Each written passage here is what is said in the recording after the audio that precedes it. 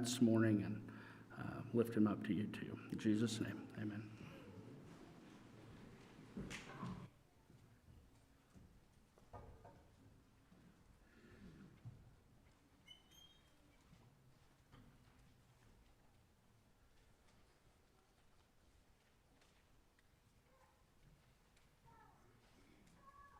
I hear pages turning. That's a good sound when you're up here. You can find page 303 in a pew Bible if you'd like to have one open. We do have a lot of reading to do today. I've tried to share this morning the good news. But the good news does not come with a guarantee of the good life. You know what I mean? When you come to understand and believe that Jesus' body was broken for you, that doesn't come with a guarantee that your body won't be broken also. Right? Christians get cancer, have car accidents.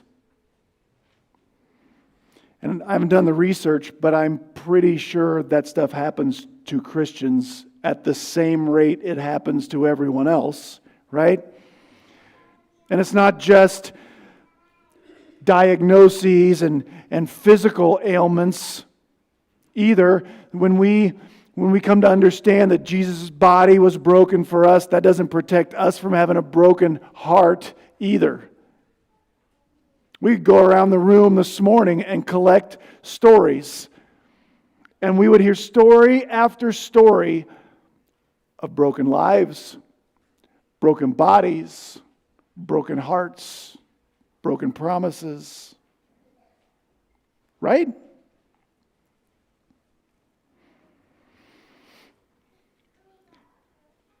So what kind of protection does this Christianity thing give us down here? I mean, are we just stuck waiting our days out till we die and then things get better? I mean, is that the most Christianity has to offer for us? We've come to the 20th chapter of 1 Samuel. And just to get you kind of caught up to speed, a man named David by this point has been chosen by God to be the second king of Israel. He's not king yet, but he's going to be. Now the first king of Israel, a guy named Saul, he's not on board with that plan. We followed along last week as King Saul made hunting and murdering David part of government policy in Israel. And as he began hunting David overtly, the last thing that happened before we pick up today was something miraculous. God just intervened directly into Saul and his men's hunt of David, and he sort of imposed his will on them, rendered them like incapable of moving, forced them to say things that agreed with God. And that's the last thing that's happened before we pick up today. So Saul has been hunting David, but Saul has just had an experience with God. Is Saul a changed man? Is Saul going to stop hunting David? Well, David certainly doesn't think so. And so David's going to turn to his best friend Jonathan, who is King Saul's son and the crown prince and the heir to the throne of Israel from a human perspective. David's going to turn to him for some protection. And by looking at the covenant these two men have with each other, David and Jonathan, I think we can learn what the covenant we are in with God can do for us right now, today, while we continue to live in a broken world. This is another rather long passage, so we're going to break it up. I'm going to we're going to do the deal where I read a bit and then we'll talk about it. And I'll read a bit and then we'll talk about it. And that will break up the monotony a little bit this morning. So this is 1 Samuel chapter 20. We'll start with the first 4 verses that read this way. So just after that miraculous rescue by God, where God imposed His will on Saul and his men, and they fell to the ground, and some other embarrassing things happened to Saul, we read this. Then David fled from Naioth and Ramah, and came and said to Jonathan, "What have I done? What is my iniquity or sin? What is my sin before your father that he's seeking my life?" And Jonathan said back to David, "Far from it, you shall not die. Behold, my father does nothing, either great or small, without disclosing it to me. So why should my father hide this thing from me? It is not so." Yet David vowed again, saying, "Your father knows well that I have found favor in your sight." And he has obviously said, "Do not let Jonathan know my plans, or he'll be grieved. But truly as the Lord lives and as your soul lives, there's hardly a step between me and death." And then Jonathan said to David, "Whatever you say, I will do for you." Have you ever found yourself in a relationship?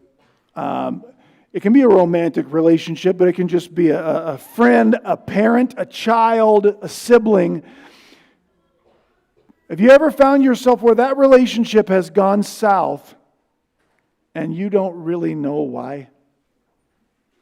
Have you ever said either to yourself or even out loud, "What have I done?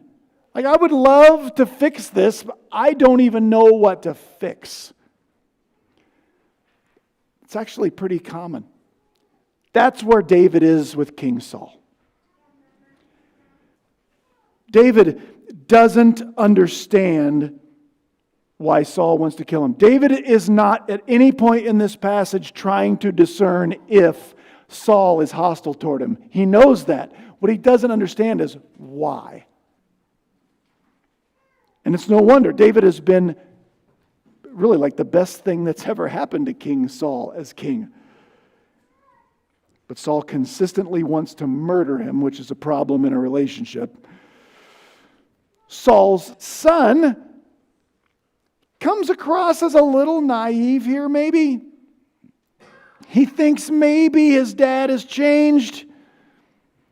He tries to encourage his friend David. "Hey, easy, buddy."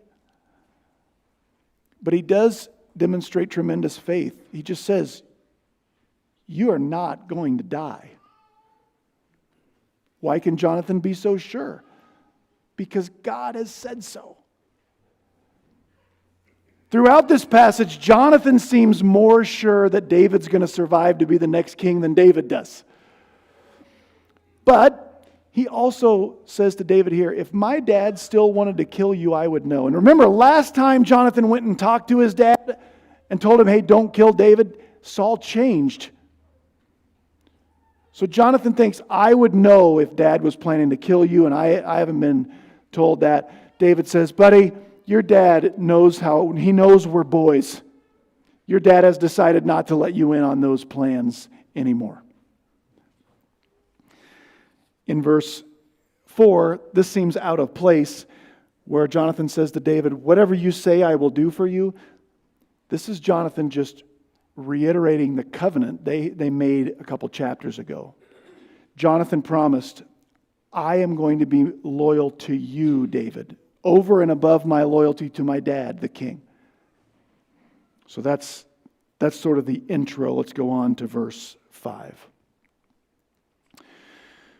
So David said to Jonathan, "Behold, tomorrow is the new moon, and I ought to sit down to eat with the king. But let me go away, that I may hide myself in the field until the third evening. If your father misses me at all, then say, 'David earnestly asked leave of me to run to Bethlehem, his city, because it's the yearly sacrifice there for the whole family.' And if your dad, the king, says, 'That's okay that he's gone,' then I am safe. But if the king is very angry, know that he has decided on evil."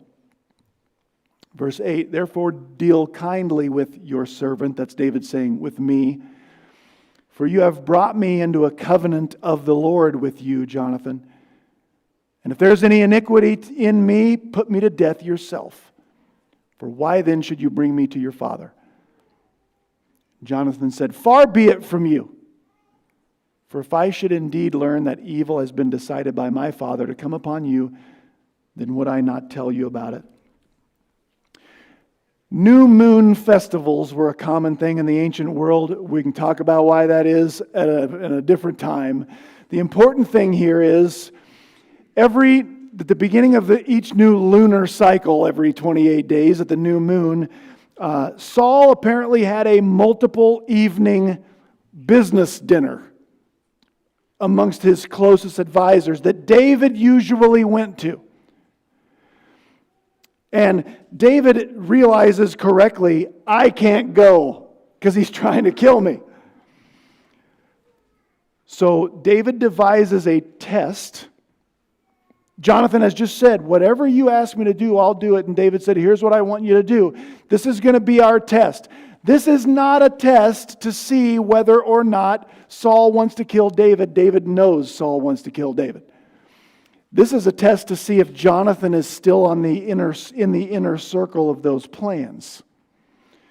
See, David thinks if he plans to kill me, the new moon dinner would be a great opportunity. So this test is, you go in there, Jonathan. I'm not going. When your dad asks where I'm at, you tell him this story. Tell him I asked you if I could go to Bethlehem and you told me that was okay. If your dad says, no big deal, we'll know you're still on the inner circle of the plans.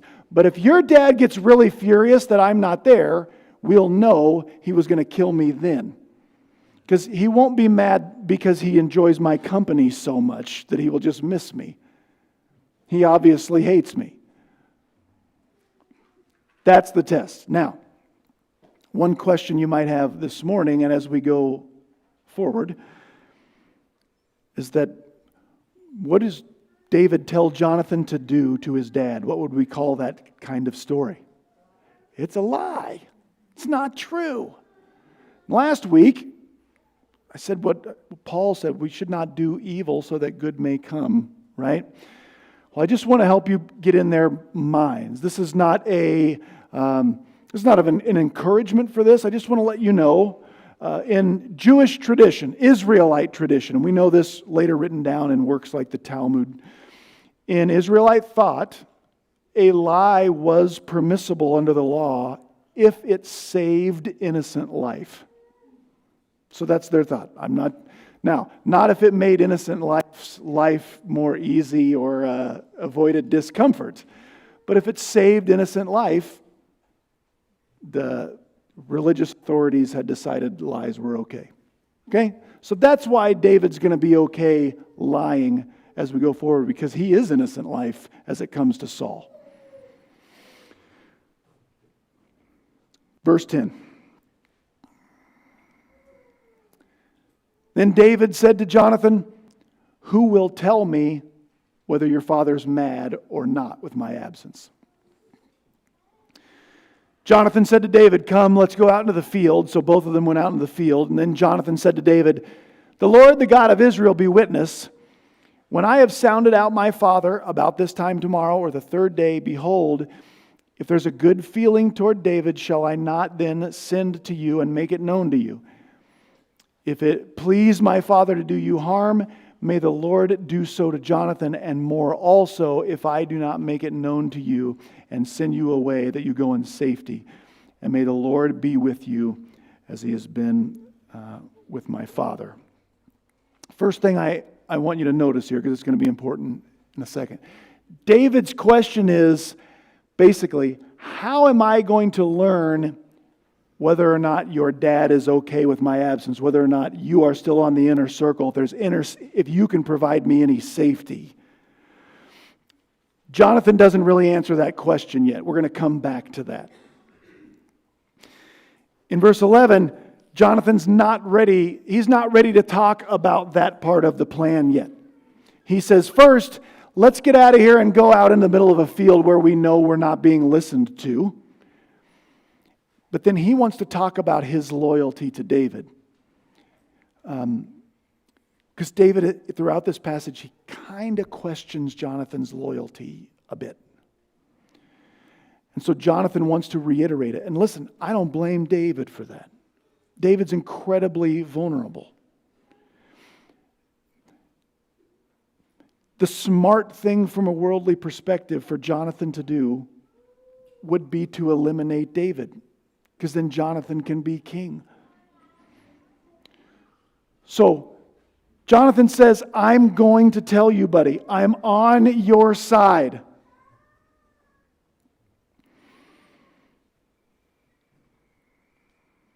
Jonathan expresses the seriousness of his loyalty by saying, buddy, if I double-cross you, God should do worse to me than anything my dad does to you. Right? Just re-expresses his loyalty. Verse 14. Jonathan's still speaking here. He says, if I am still alive, will you not show me the loving kindness of the Lord, that I may not die? You shall not cut off your loving kindness from my house forever. And even when the Lord cuts off every one of the enemies of David from the face of the earth. So Jonathan made a covenant with the house of David, saying, may the Lord hold David's enemies accountable. I reworded that verse a little bit from verse 17.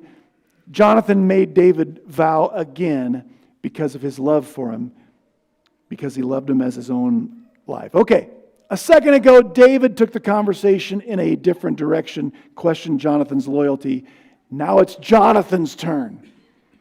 If we were writing this as a movie script today, here's what Jonathan just said to David. I understand you're questioning my loyalty and you're very vulnerable, and I get all that, and I'm going to be loyal to you. But listen, buddy, you're not the only one who's taking some risks here. Not only could my dad kill me for what I'm doing, but let me remind you something, Dave.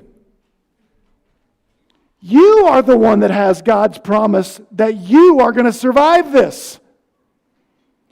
You are going to be king. Part of this may be, and maybe you should act like you believe that. Jonathan says, I don't have such a promise. And you know, the shoe's going to be on the other foot at some point. Because when you are king, and the Lord removes all the enemies of David from the face of the earth, you know what that's a figure of speech for? That's regime change. That's the way regime change worked in the old world.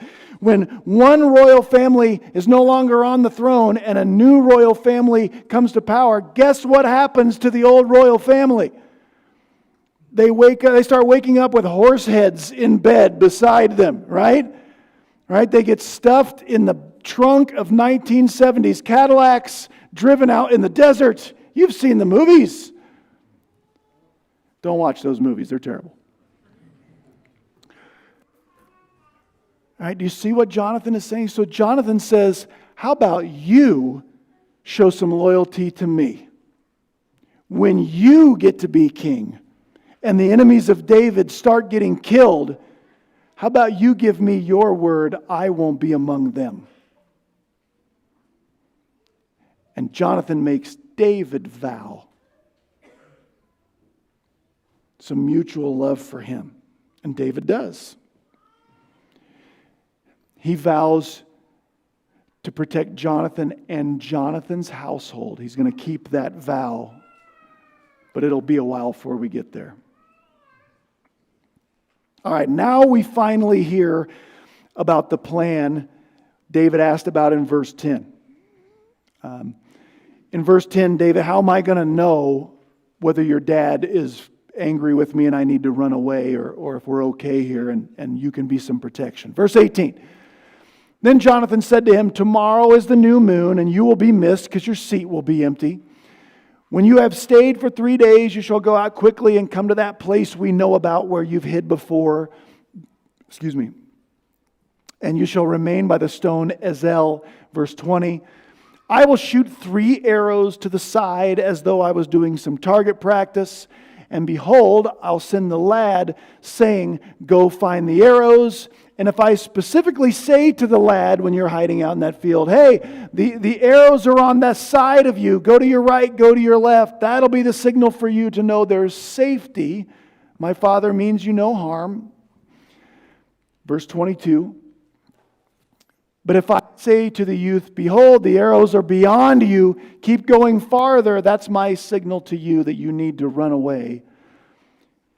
Behold, the Lord is between you and me forever. You hear the plan there? Jonathan says, go hide by the stone of Ezel. I'll come out, shoot some arrows with my bow like target practice, and this will be my signal that I tell the kid that goes and chases my arrows to let you know the story there. Verse 24. So David hid in the field. When the new moon came, the king sat down to eat food, and the king sat at his seat as usual, the seat by the wall. By the way, the Hebrew doesn't give us extra details in stories. We're not just being told the seating arrangement there. Usually the king sat in the middle, right? Why would he sit by the wall? Because he's paranoid. Right? He's sitting in the corner with his back to the wall. Then Jonathan rose up and Abner sat down by Saul's side, but David's place was empty. Nevertheless, Saul didn't say anything the first night. He thought, it's an accident. It's probably explainable. He's ceremonially unclean, which could happen really easily, and we won't go into how that could happen or why that would keep David away. But it would be Saul doesn't think much of it the first night. Verse 27. The next day, however, the second day of the new moon, David's place was empty, and Saul said to Jonathan his son, why has the son of Jesse not come to the meal, either yesterday or today? Jonathan then answered Saul, David earnestly asked leave of me to go to Bethlehem, for he said, please let me go, since our family has a sacrifice in the city, and my brother has commanded me to attend. And now, if I have found favor in your sight, please let me get away so I may go see my brother. And that's the reason, Dad, that David's not at the king's table. So Saul notices his absence. No big deal the first night. Second night, he starts to smell a rat. He asks Jonathan. Jonathan puts David's test plan into motion. And now we're going to see how Saul responds. Verse 30. Then Saul's anger burned against Jonathan. And he said to him, you son of a perverse, rebellious woman. Do I not know that you are choosing the son of Jesse to your own shame and to the shame of your mother's nakedness? For as long as the son of Jesse lives on the earth, neither you nor your kingdom will be established. Therefore now send and bring him to me, for he must surely die. Verse 32, but Jonathan answered Saul his father and said to him, why should David be put to death? What has he done? Then Saul hurled his spear at his son Jonathan to strike him down.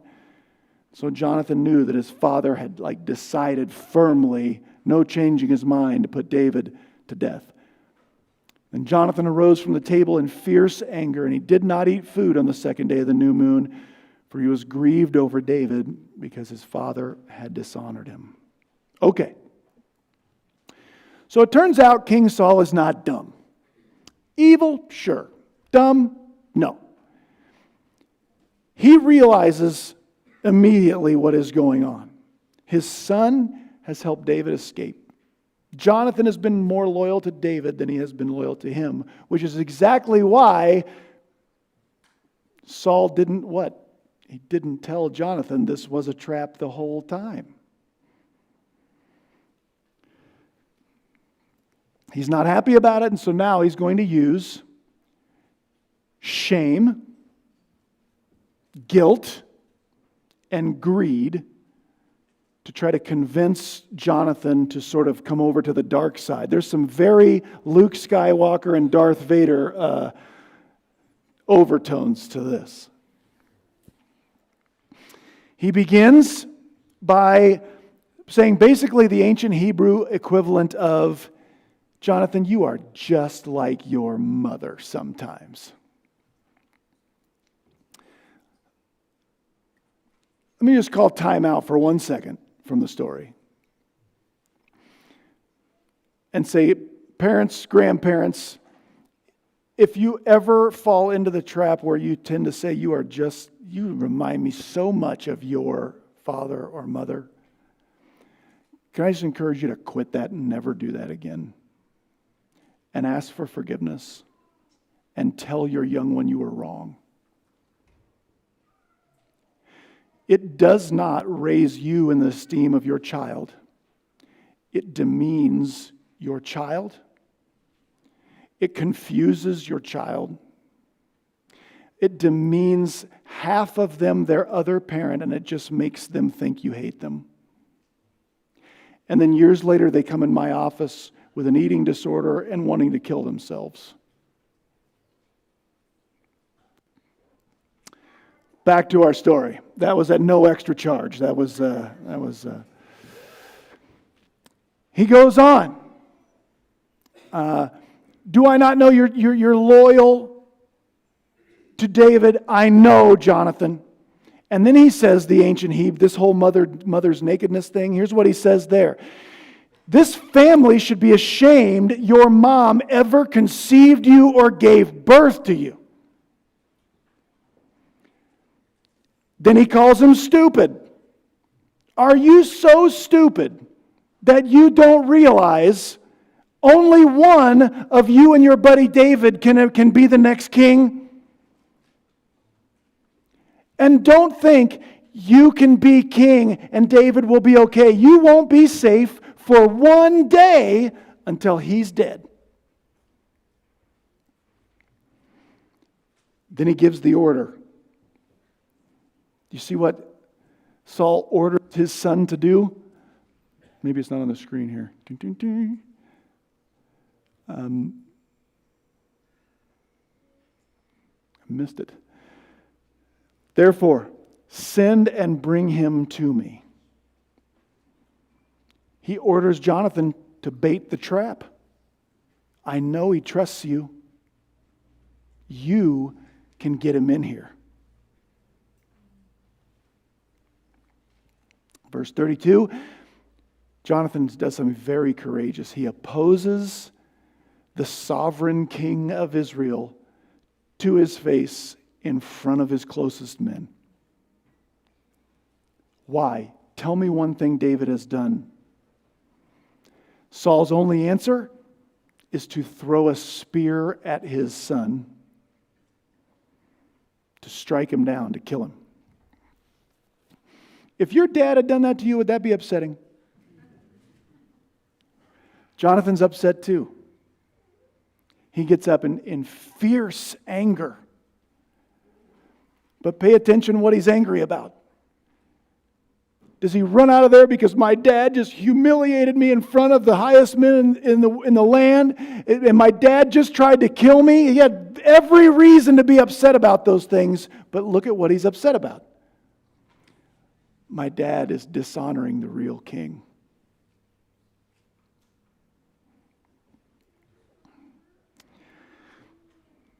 And now the poignant conclusion, beginning in verse 35. Now it came about in the morning that Jonathan went out to the field for the appointment with David. And a little lad was with Jonathan. Jonathan said to the kid, "Hey, run now and find the arrows which I'm about to shoot." As the lad was running, Jonathan shot an arrow past him. When the lad got close to where the arrow was, Jonathan called out after the lad and said, "Is not the arrow beyond you?" And then Jonathan called out after the lad, "Hurry, be quick, do not stay. It's worse than I thought. He'll kill me too." And Jonathan's lad picked up the arrow and came to his master. Verse 39, But the lad was not aware of anything. Only Jonathan and David knew about this.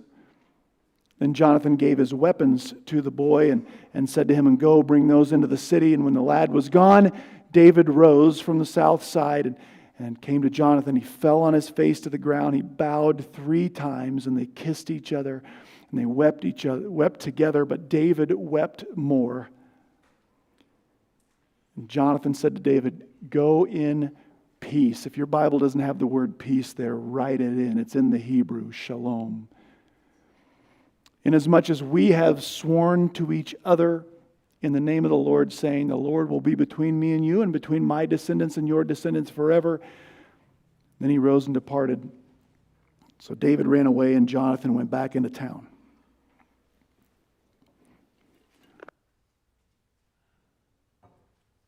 So, the appointed day, Jonathan went to the appointed place where he knew David would be.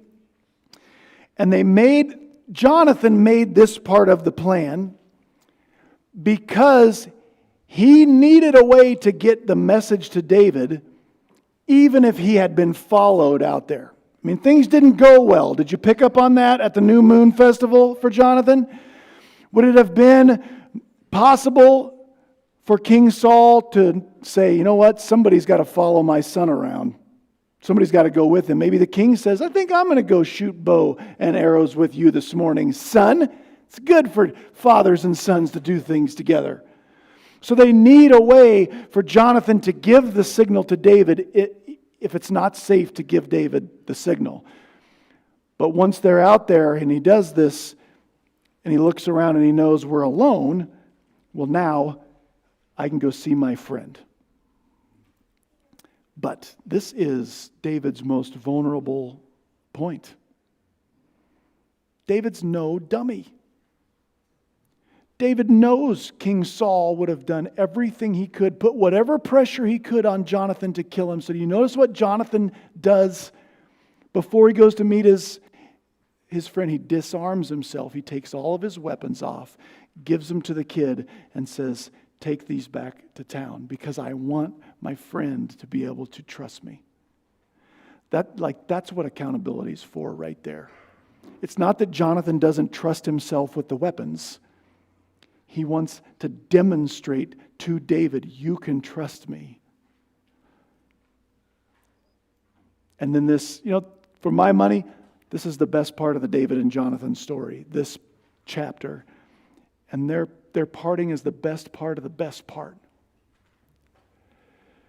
When they get together, David prostrates himself before Jonathan.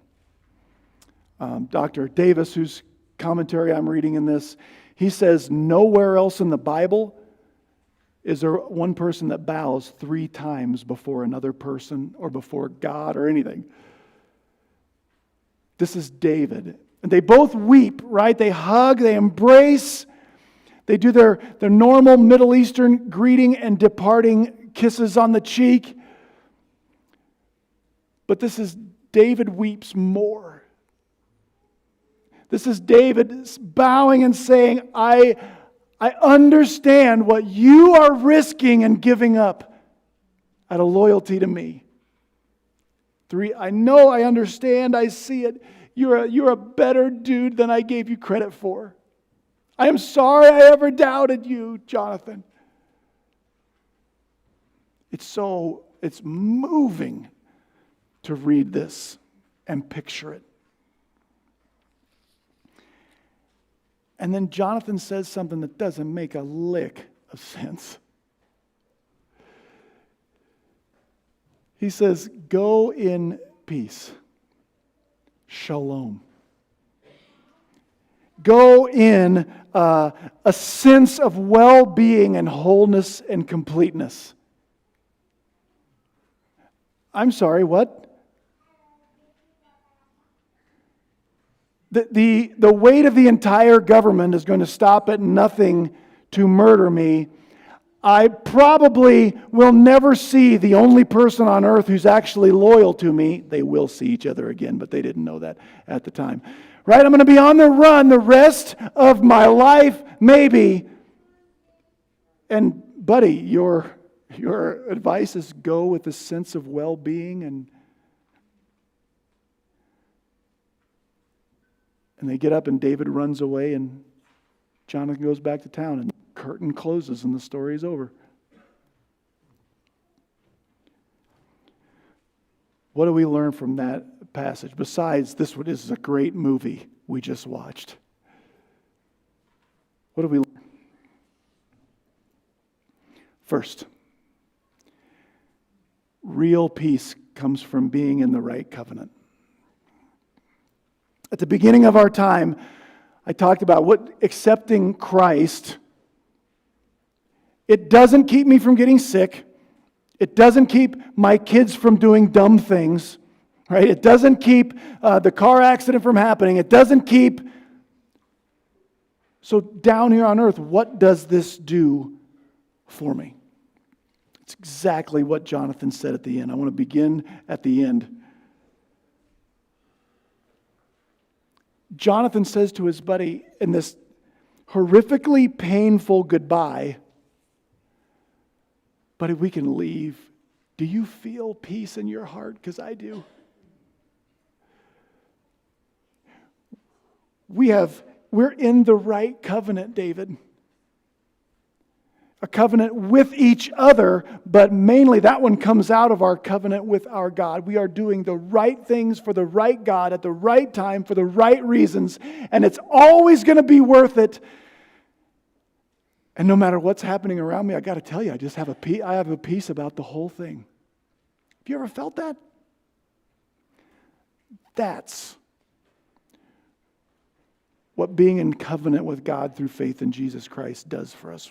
We used to have this thing hanging in our house. It's been a long time since I mentioned it. It said, sometimes God calms the storm. Sometimes God lets the storm rage and calms his child. That's the peace that the gospel gives us. It doesn't fix all our circumstances, but it can give us a sense of well-being, peace, where we're doing what is right when everything else is falling apart. This is why Jesus, at the very end of his life, when his disciples were confused and scared, and I don't know what is going on, Jesus said this, "In me you have peace." Not someday, not rest in peace.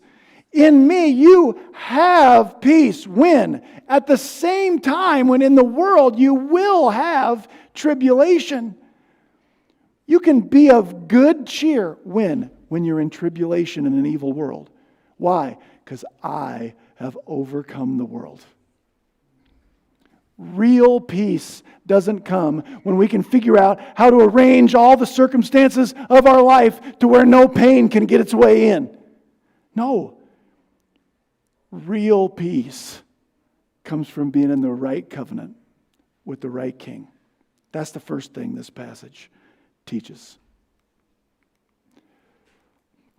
Second, this passage teaches that the covenant you are in should determine the kingdom that you fight for.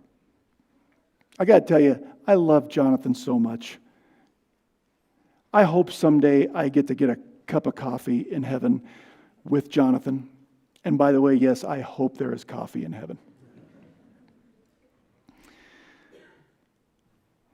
Jonathan's dad yelled at his son and said, "Are you so stupid you don't realize that as long as David is alive on the earth, neither you nor your kingdom will be established?" Was he right or wrong?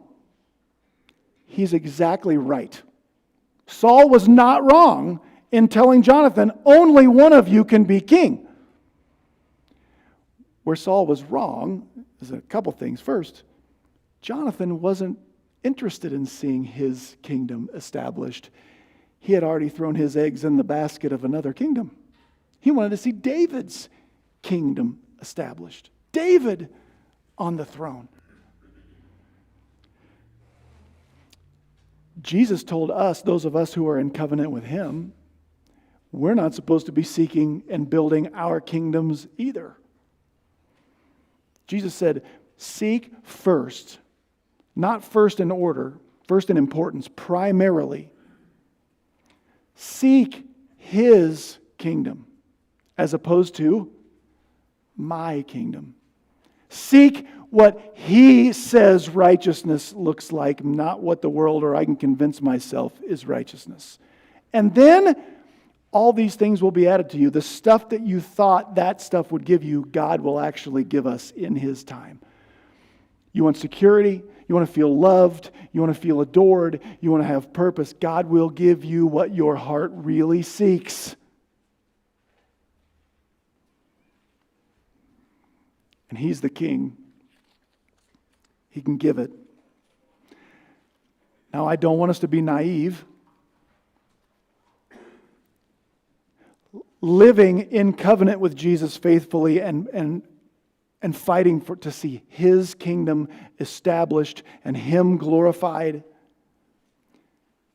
can be really hard, and it can require us to do things that other people around us will think is really stupid.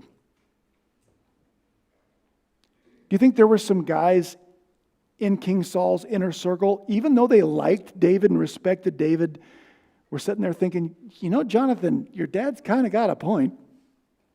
It's the way the world works.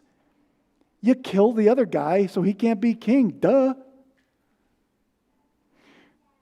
If we are going to focus on His kingdom, sometimes we have to give up things, have to do things that the rest of the world will think we're dumb. And the rest of the world might use shame, guilt, and greed to try to change us into its mold. It's the same playbook. It's been happening for eons. The last thing King Saul was wrong about, though, is when he told his son, you are helping him to your own shame. Don't believe that one for a second. Don't believe that one for a second. If we will focus our lives and our energy on His kingdom, someday shame will be the furthest thing from what you will earn from those activities, those investments, those priorities. The shame will come when we have spent our life chasing what the world used shame and greed and guilt to get us into its mold. The covenant you are in should determine the kingdom that you fight for. And since that's so hard sometimes, I'm glad this last one is in here. Third, the good king is still touched by sacrificial loyalty. That part at the end of this story when David is just so moved of what Jonathan is willing to risk and give up, for me, so moving. Folks, I want you to know that I am convinced that David's great-grandson Jesus still today is touched and moved, just like his great-granddaddy David was, when people who have pledged loyalty to him, like put their money where their mouth is, so to speak, when they take risks to see His kingdom advanced, when they do things the rest of the world would say is stupid for what's best for Jesus and His name and His kingdom. That stuff is hard.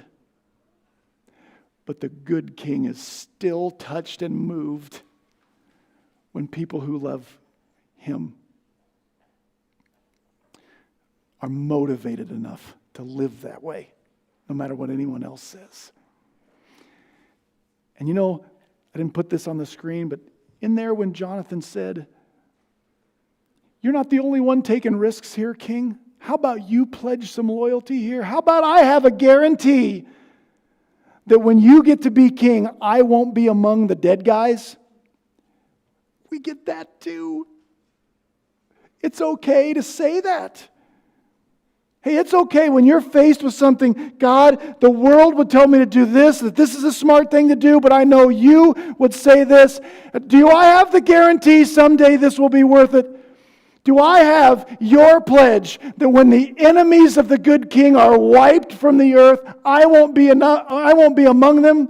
Listen, Jesus has already made that pledge to you, and you better believe it is true. It's okay to make decisions that way. Talk to him about it. Take a deep breath. Do what would honor the king. And know, ultimately, he has got your back. He notices. But the covenant you're in is what should determine the kingdom you fight for. And the real peace comes from being in the right covenant and letting that control your heart and your life. Let's pray. Our Father and our God, thank you so much again for this ancient text. It is 3,000 years old, which sure seems old to us, God, though it's a blip to you. And it is so contemporary.